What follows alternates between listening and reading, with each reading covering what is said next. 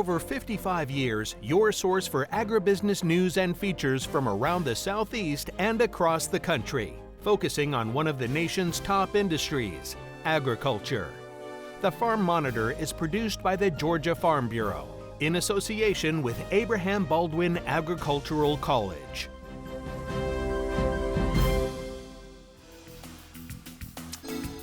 All right, always good to see your smiling faces. Always good to be alongside Jennifer Parson. What's not good, we only have 30 minutes to fit all of this in. Yeah, it's a lot. And here's a sample of some of the stories you'll see.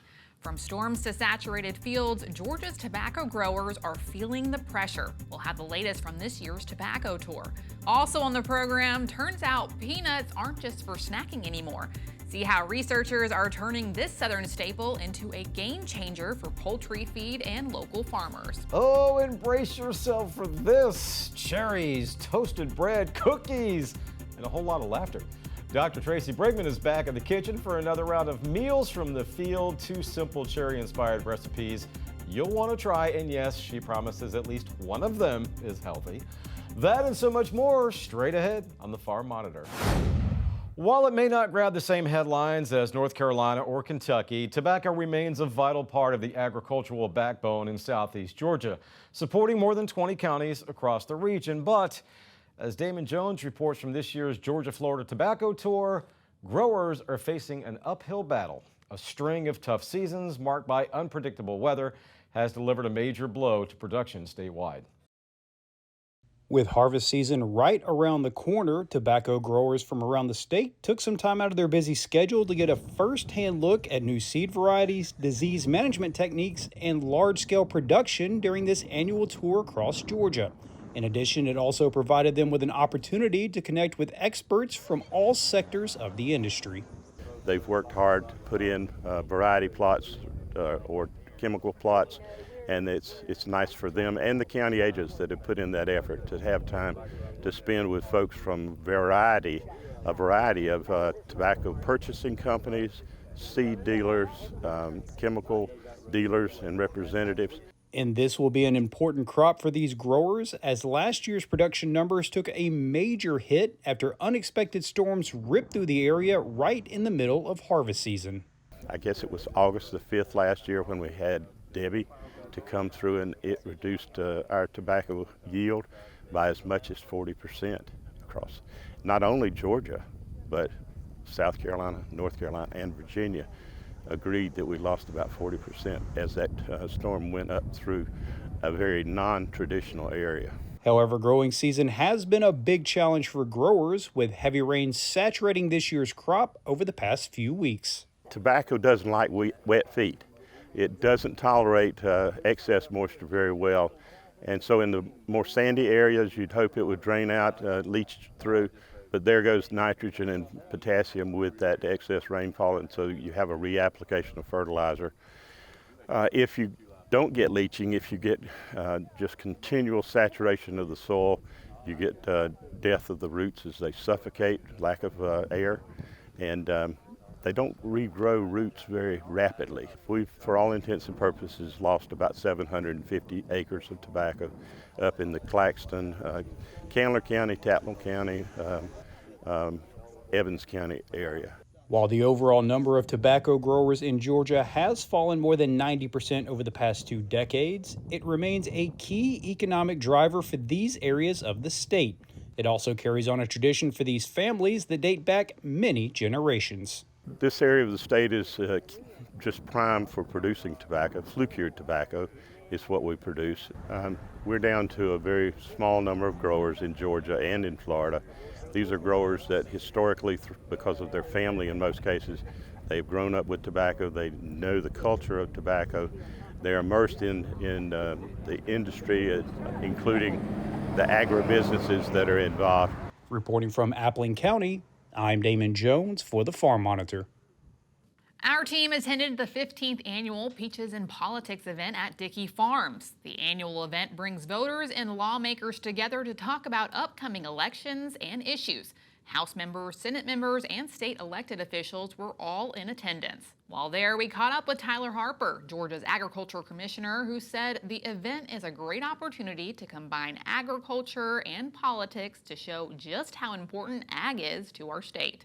I think it's significantly important for everyday Georgians, and especially those of us in agriculture, to be involved in the political arena, because the decisions that are made in the State House, the decisions that are made in Washington, D.C., the decisions made by our constitutional and statewide elected officials impact us on the farm every single day, whether it's tax policy or regulation or things that impact our ability to ensure that our farm family can be successful. In Georgia, peanuts and poultry aren't just agricultural staples. They're woven into the very fabric of the state's culture and economy. Now, a team of innovative researchers is exploring how blending these two powerhouse industries could spark fresh opportunities for farmers and serve up new flavors for consumers. The Monitor's John Holcomb reports on this groundbreaking collaboration and what it could mean for Georgia's future. In the Southeast, few crops have as much history as peanuts, but researchers are now finding new ways to put this southern staple to work, not just for human snacks, but as a key ingredient in poultry feed. Essentially, this research looks at the value-added utilization of using alternative poultry feed ingredients so that we can produce more nutritionally enriched, premium quality poultry meat and poultry products intended for human consumption, and to do so sustainably using agricultural resources that are prevalent within the U.S. Southeast. For years, soybean meal has been the go-to protein in poultry feed. However, as Dr. Toomer suggests, that does come with some challenges, especially when peanuts are locally grown and produced here in the Southeast. Peanuts and soybeans are sister legumes, and nutritionally they're very similar. But peanuts have very low anti-nutritional factors, and they can be sourced from the ground, from the producer, crushed in a roller mill, and included in the diet very easily. Most of our poultry producers also are peanut producers. So why not use rations that you have locally and available to you on your farm, rather than importing soybean meal from the Midwest of the U.S. or from South America to feed your poultry? Why not feed what you are growing right here on your fields? And as Dr. Toomer suggests, the benefits go far beyond just sustainability. Not only do you produce the same number of eggs, maybe even some instances in poultry formulations, you produce more than you normally would in a conventional feeding regimen, but now you've got a premium quality product that's nutritionally enriched and is naturally produced without any synthetic pigments, with all natural ingredients that we've regionally sourced. So when you feed the unblanched high-oleic peanuts to broilers, what you find now is you've got a chicken breast that's enriched with unsaturated fats.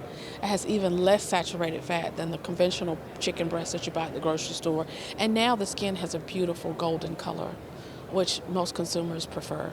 For Georgia's peanut industry, the timing couldn't be better, as many producers have struggled in recent years with dwindling commodity prices and markets. Particularly in the last couple of years, we've seen real challenges, and I think we've seen challenges particularly for peanuts in the export market, and so we're trying to diversify our research into utilization in other fields. And so this one seemed to be a really good fit for Georgia because we're number one in peanuts and number one in poultry. And if we could get poultry companies to utilize some of this peanuts, some of these high oleic peanuts, then we've got a new market for Georgia peanuts. Reporting in Atlanta for the Farm Monitor, I'm John Holcomb. Still ahead, Tracey's keeping things in order and Ray's cracking jokes. But in between, they're whipping up a cherry pecan bruschetta and a dessert that'll make you forget the word diet even exists.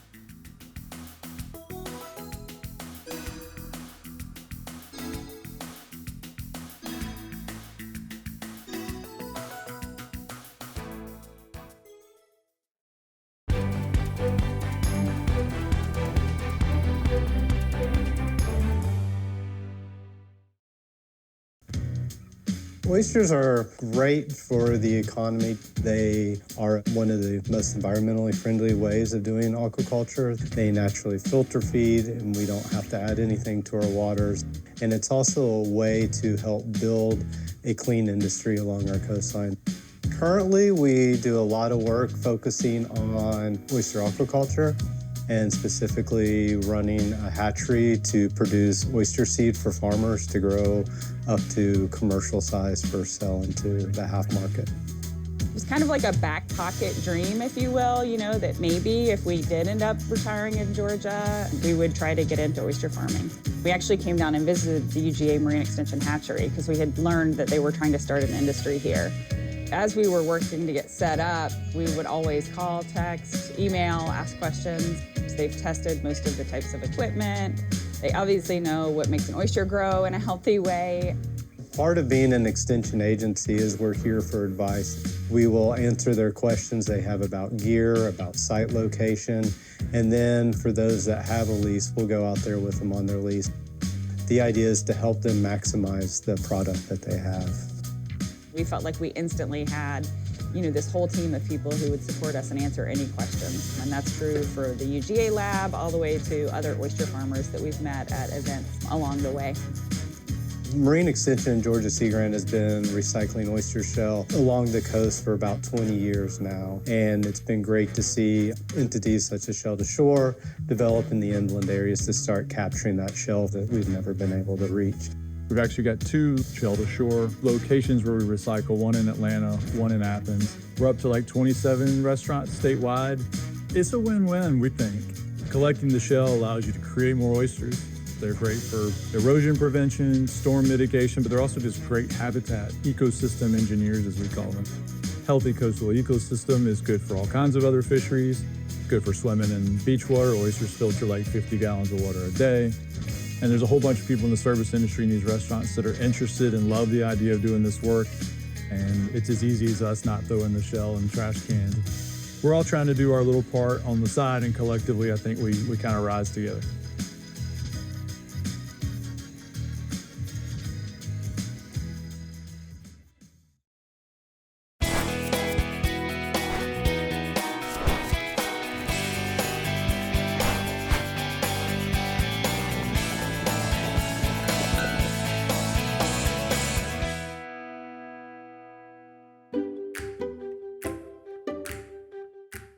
All right, welcome back to the Farm Monitor and to another edition of Meals from the Field. Tracy and I kind of disagree on this. I say if you're looking for healthy recipes this month, then keep surfing. Tracy's like, no, don't say that. We do have healthy recipes. We do. We have fruit, we have nuts, we have some bread. What's not healthy about that? All that said, good to see you again, Tracy. Dr. Tracey Brigman, as always, with us. But yeah, so we're doing cherries this month. We've never really done cherries before, so let's dive into it. All right, so we're going to start out with an appetizer. It's a cherry pecan ricotta bruschetta. That's a pecan, one of those. That's a long title. I have a French loaf, a French baguette that we cut in half lengthwise and then in half to make 4 pieces. And then I brushed it with some olive oil and I broiled it in the oven for about 5 minutes. So you can see it's nice and golden brown. So this is our base for our bruschetta. Right. So then we're gonna finish with the toppings and then start assemble. So in this bowl, I want you to put the 8 ounces of ricotta cheese. Okay. And to that, we're gonna add 2 tablespoons of honey. And that's gonna be the base of our bruschetta that we're gonna put on the bread. There we go. I think so. So that looks pretty. So again, that's the base to our bruschetta. So we're going to take a knife or a spatula, whatever most easily helps you spread, and we're going to spread each piece of the bread with our ricotta and honey mixture. So we're going to do all 4 pieces like that. And then in this bowl, I have 2 cups of cherries that have been pitted and halved and pitted. And then I put them in the broiler. I drizzled them with olive oil, put a little sprinkle of salt on it. I put them in the broil. I put them on the second shelf. Normally when you broil, you're on the top shelf as close to the broiler element as possible, but these, because I didn't want them to brown, I put them on the second shelf. They were in there for about 10 minutes. They just needed to be softened. So again, that's 2 cups. And then to that, I'm gonna add 2 tablespoons of freshly squeezed lemon juice. Go ahead and give that a stir. And then we're going to put some of that on top of our honey ricotta. That's why I have the parchment paper, so we can make a mess, and then when we serve it, we can pull the parchment paper off and I don't have to clean the plate again. You can do both of these, the cherries and the pecans, on the stove top, but I like putting stuff in the oven because then I was able to measure my other ingredients while it was in there. So again, these were toasted at 350 for about 8 to 10 minutes, and you're just going to sprinkle that on top. And then this is 2 tablespoons of honey. And we want to, I don't know if that's easy or this, but we want to drizzle it a little bit. Yep.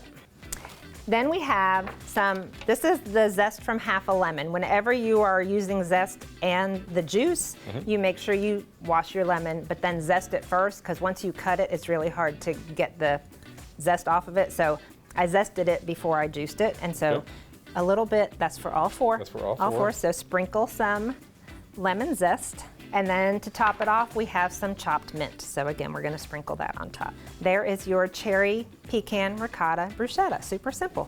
So the cherry theme continues, and this is where Tracey and I really disagree because we're doing cobbler. How is that healthy? Now, this one truly is a dessert, but it still has cherries in it. It has fresh fruit. So that's always good, right?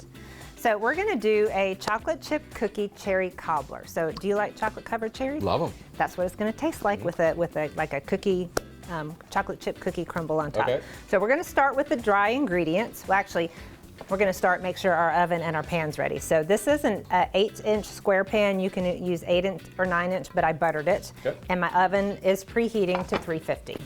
So now we're gonna start with our dry ingredients. So over here I have 1 cup of all-purpose flour. And I'm gonna add to that 1/4 teaspoon baking soda. And then just give that a whisk because we don't want the baking soda just in one spot. And then we're gonna set that to the side because we wanna do our wet ingredients next.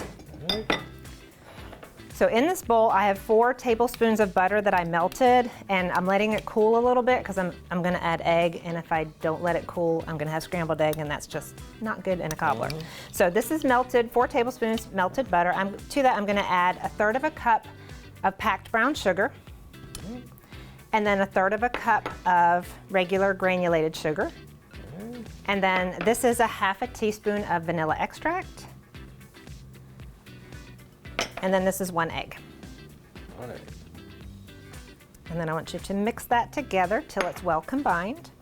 Once that's well combined, we are going to sprinkle the flour and baking soda mixture into that. Sprinkle. Once we have that mixture well combined, then we're gonna add 1 cup of semi-sweet chocolate chips. So go ahead and mix that in until that is well combined. All right, so let's put that to the side. And now we're gonna put together our cherry filling. This is 6 cups of cherries that were halved and pitted. And to that, we're gonna add 1/4 cup of sugar, 2 tablespoons of all-purpose flour, 2 teaspoons of vanilla extract, and a pinch of salt. Pinch. Just a small. And go ahead and mix that together. All right, so once you have the cherry filling mixed, you just want to make sure that your flour, your sugar, and everything is distributed. You're going to pour that into my prepared baking dish. And then we're going to put the chocolate chip cookie topping on. And then once I have this cookie dough on top, I'm gonna put this in the oven at 350 for about 45 minutes. You want the cherries to be bubbling, and then you want the cookie dough to be browned off and cooked through. 2 very simple recipes you can find by logging on to farm-monitor.com, going to the top of that page, clicking on that recipe section, and again, everything is listed out there for you in detail. Like I tell people, if I can do it, then you can too. Tracey's a great teacher. She's taught me a lot. Got mad at me a few times because I haven't been doing stuff correctly, but we always fix that, don't we? That's right, you're learning. All right, Tracey, good to see you again. Good to see you. Good to see you as well, and we will see you next month. Enjoy.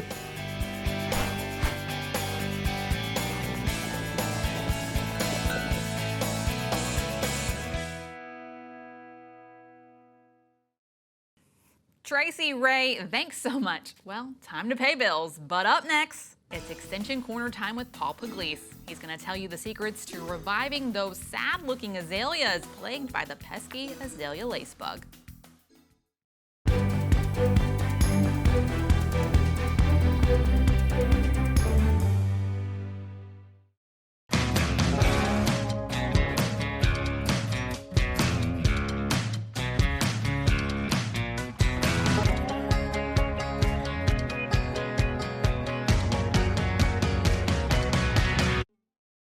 Hi, Paul Pugliese with the University of Georgia here.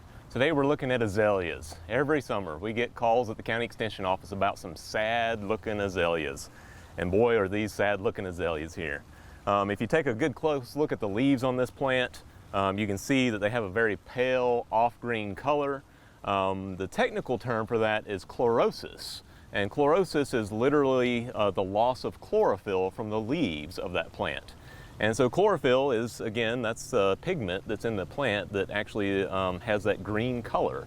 It's used to capture sunlight for photosynthesis. So it's something that's really important for plants. But in this case, it's losing a lot of that color from the leaves. And so it's definitely going to be stressing that plant and making it weaker. You're probably not going to get a lot of flowers and blooms from an azalea like this. So this is something that we need to deal with. In this particular case, it's not a disease. It's actually an insect that causes this type of damage. The type of insect that we see here is called an azalea lacebug. There are lots of different types of lacebugs that affect different plants, but this particular type of lacebug actually affects azaleas, rhododendrons, and pieris. Another name for that is andromeda. Those are all shrubs that are kind of in the same family, and so this azalea lacebug will attack all those types of plants. One of my favorite options for treating lacebugs is systemic products. And these systemic products usually have the active ingredient imidacloprid or dinotefuran. There's several different brands on the market, and you can get these at most garden centers. Will have this product, and it's very easy to apply it. That's one of the things I love about this. You mix it up in a watering can and you drench it right under the plant, literally by pouring it on. Of course, when you do that, you want to make sure you wear gloves to protect your hands from pesticides. Be sure to read and follow the label for any safety precautions and what the application rate is when you're applying this. And again, once you mix that concentrate up into your watering can, you literally just water that into the plant and it's absorbed by the roots. And within a couple of weeks, that'll actually be moving up into the leaves of that plant and provide protection for the rest of the season. And you may only have to do that once a year. One of the things to think about when you're using a systemic insecticide is make sure you have a good layer of pine straw or mulch underneath that plant to discourage any bees or other pollinators that like to nest in the ground, because we don't want to hurt our bees and pollinators. The soap and oil products are going to be low toxicity to bees and other pollinators as well, so those are good options. So again, just be careful when you use that. Never spray or make direct contact with the flowers when you're using any pesticides, because again, we want to protect our pollinators. And again, this is something that you may have to do once a year to protect that plant, usually starting out in the spring. And the key is protecting the new foliage as soon as it comes out.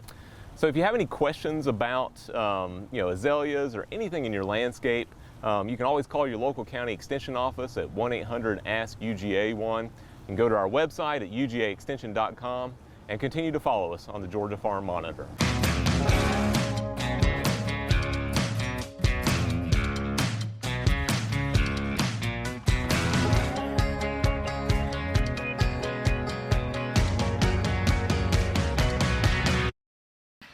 Paul, thanks so much. And to you, the viewers, thanks for spending time with us. For Ray and everyone here at the show, I'm Jennifer Parson. Stay safe, have a great week, and we'll see you next time right here on the Farm Monitor. Bye now.